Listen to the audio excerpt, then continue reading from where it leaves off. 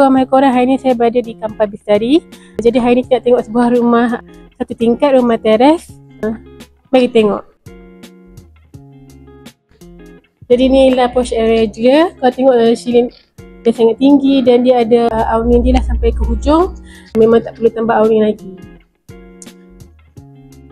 Posh dia boleh muat dalam 2 buah kereta. Memang luas lah. Okay, mari kita tengok dalam. Jadi inilah living area dia. Dia ada layout dia sampai ke hujung.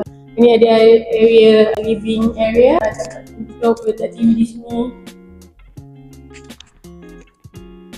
Dan ni adalah ruang makan pun boleh.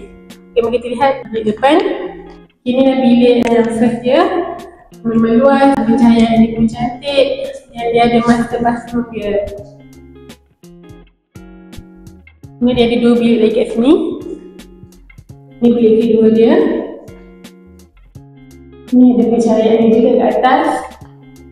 Bilik dia cukup luas. Ini adalah bilik ketiga dia.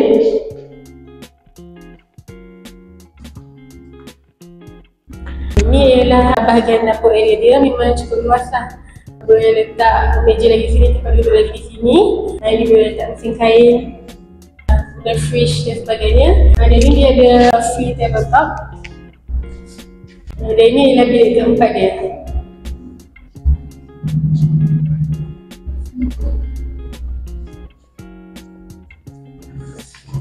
Kemudian dia ada satu lagi shared bathroom di belakang.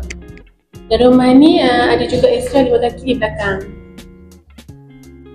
Okey, jadi tadi kita dah tengok dah rumah ni. Jadi dia ada type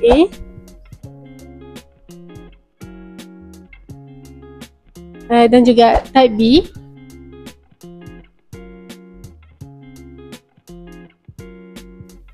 Jadi package dia memang sangat menarik. Jika anda minat boleh hubungi saya sekarang.